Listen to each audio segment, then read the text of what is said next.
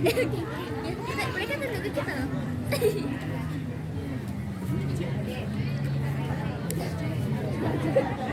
Nana. Silakan dites mic-nya terlebih dahulu. Cek.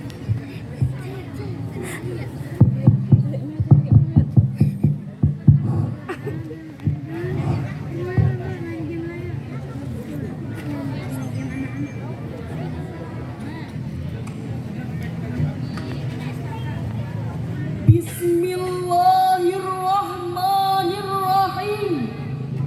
Assalamualaikum warahmatullahi wabarakatuh.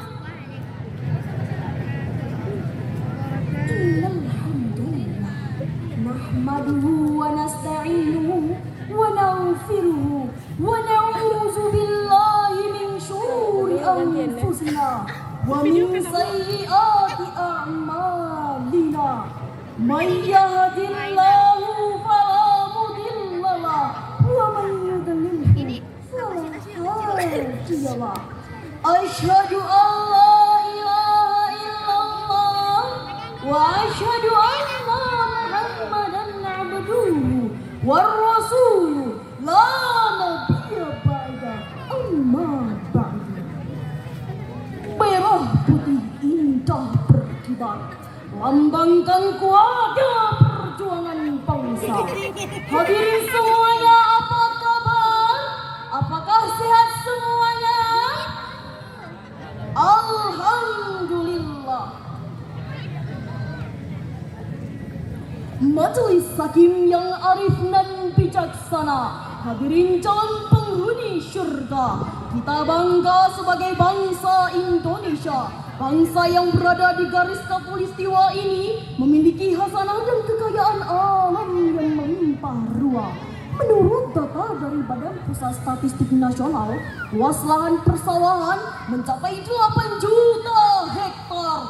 Menurut Kementerian Pertanian Republik Indonesia, luas lahan perkebunan sawit mencapai 14,3 juta hektar.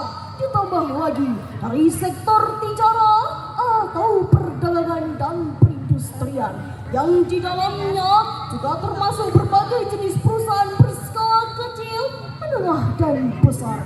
Ditambah lagi dari sektor peternakan, kelautan dan perikanan, penghasilan pegawai negeri, BUMN dan swasta, serta dari berbagai profesi lainnya. Itu semua, hadirin, merupakan potensi zakat di negeri yang bertuah ini. Maka wajarlah potensi zakat di Indonesia ini ditamsilkan seperti membangunkan raksasa yang sedang tidur.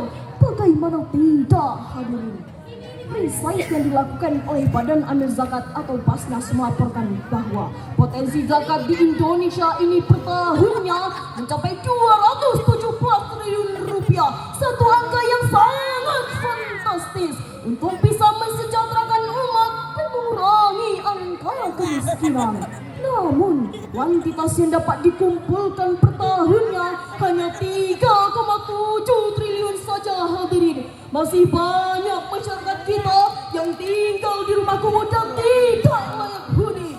Bahkan masih banyak masyarakat kita yang meninggalkan sanak saudaranya demi bekerja sebagai pembantu rumah dan buruh kasar di luar negeri.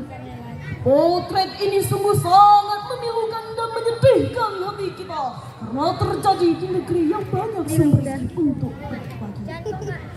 Atas dasar inilah terbuka hati kami bertiga untuk menyampaikan sebuah syarahan Al-Quran dengan judul Optimalisasi Pengelolaan Zakat untuk Mensejahterakan Umat. Yang landasan firman Allah dalam surah At-Taubah ayat 103 berikut ini.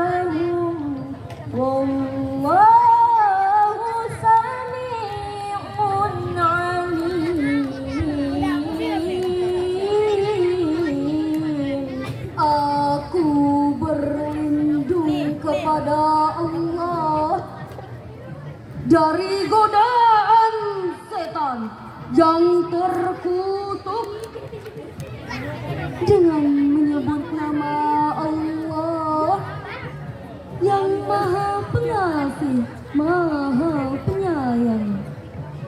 Ambillah zakat dari sebagian harta mereka. Dengan zakat itu, kamu membersihkan dan mensucikan mereka. Dan berdoalah untuk mereka. Sesungguhnya doa kamu itu menumbuhkan ketentraman jiwa bagi mereka. Dan Allah Maha mendengar, Maha mengetahui. Ma'asyiral muslimin rahimakumullah. Profesor Dr. Muhammad Quraisy Shihab dalam tafsirnya Al-Misbah volume 5 halaman 232 menjelaskan bahwa ayat yang telah dibacakan tadi, walaupun dalam konteks uraiannya tentang Abu Lubabah dan teman-temannya, ia pun bersifat umum. Yakni walaupun dalam redaksinya umum ditunjukkan kepada Rasul, ia pun bersifat umum, yakni ditunjukkan kepada siapapun yang menjadi penguasa. Oleh sebab itu, tidak heran jika Al-Quranul Karim menurunkan hakikatnya. Profesor Dr. Al-Qaradawi dalam karya monumentalnya Figur Zakat jilid 2 halaman 747 mengatakan bahwa kewajiban zakat bukanlah kewajiban yang bersifat individual, sehingga siapa yang kuat iman dan mengharap pahala ia akan menunaikannya, sementara yang lemah iman dan bakhil tidak menunaikannya. Sesekali tidak demikian hadirin. Kewajiban zakat yang bersifat manajerial menjadi tugas penguasa atau ditunjukkan oleh penguasa untuk melakukan pendistribusian pengelolaan secara profesional dan proporsional. Dapat kita pahami hadirin, peran penguasa dalam upaya meningkatkan kuantitas zakat per tahunnya memiliki peran yang sangat signifikan. Saudaraku, siapa kita? Indonesia. Siapa kita? Indonesia. Siapa kita? Indonesia. Horas. Sebuah senandung mengingatkan kita. Bagi muslim yang banyak harta, hitunglah ia batas hisabnya. Kalau setahun sudah nipunya, bayarlah pula zakat hartanya. Bayarkan zakat kepada mereka, 8 golongan yang Allah suka, agar berkah selalu terbuka, akhirat kelak berbalas surga, akhirat kelak berbalas surga. Ma'asyiral muslimin rahimakumullah.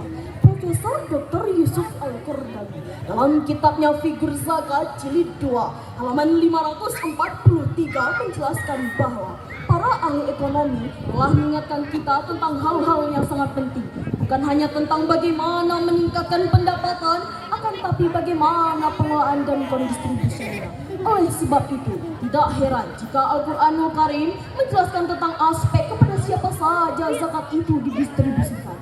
Jawabannya terdapat dalam surah At-Taubah ayat 60 yang akan dilantunkan oleh qari'ah kami berikut ini.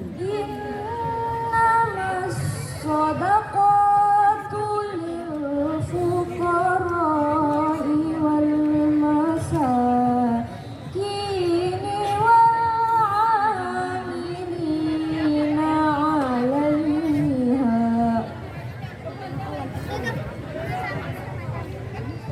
wal mu'allafati qulubuhum wa fir riqabi wal gharimin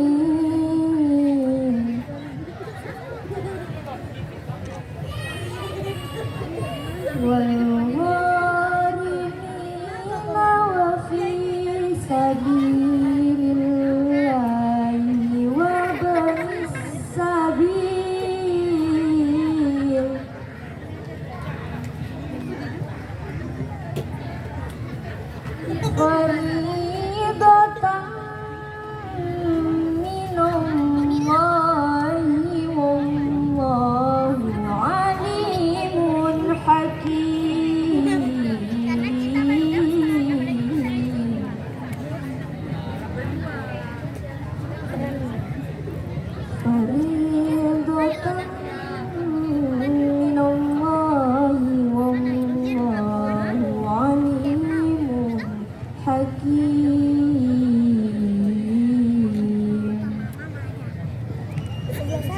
Sadaqallahul azim. Sesungguhnya zakat-zakat itu hanyalah untuk orang-orang fakir, orang-orang miskin, pengurus-pengurus zakat, para mu'allaf yang dilunakkan hatinya untuk memerdekakan budak, orang-orang yang berhutang untuk jalan Allah, dan untuk mereka yang sedang dalam perjalanan.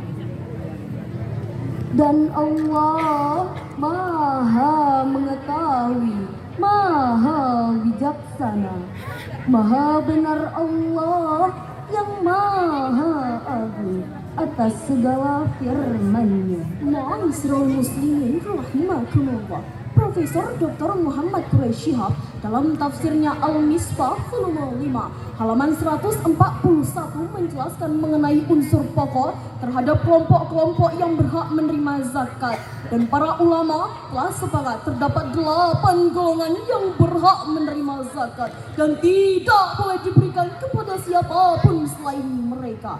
Karena dalam ayat tadi terdapat kata innama yang dalam ilmu ma'ani merupakan salah satu adatul ghusli yang berfungsi untuk menspesifikasikan pertanyaan penting selanjutnya. Hadirin, apakah zakat yang dikeluarkan didistribusikan kepada semua golongan dan haruskah dalam jumlah yang sama? Hadirin, Profesor Dr. Yusuf Al-Qardawi dalam kitabnya Fiqh Zakat Jilid 2 mulai halaman 686 sampai dengan 694 mengatakan bahwa terdapat perbedaan pendapat para ulama mengenai masalah ini, dan di akhir penjelasannya beliau mengambil kesimpulan bahwa jika zakat yang dikumpulkan banyak dan tingkat kebutuhannya sama, maka zakat seyogyanya dibagikan kepada semua golongan yang disebut dalam ayat tadi. Dan peran penguasa dalam upaya meningkatkan zakat secara profesional dan proporsional memiliki peran sangat signifikan. Dari uraian yang telah saya sampaikan, dapat kita ambil beberapa kesimpulan, yakni Indonesia memiliki potensi zakat yang sangat fantastis, namun kuantitas yang dapat dikumpulkan per tahunnya masih sangat rendah, dan peran penguasa dalam pendistribusian zakat secara profesional dan proporsional memiliki peran yang sangat signifikan. Kami yakin hadirin, jika zakat yang dikeluarkan banyak, maka fungsi zakat untuk mensejahterakan umat akan terwujud, dan Indonesia akan menjadi negara yang sejahtera, bermartabat, dan maju. Segala syarahan yang dapat saya sampaikan, kurang lebihnya saya mohon dimaafkan. Rukunnya Islam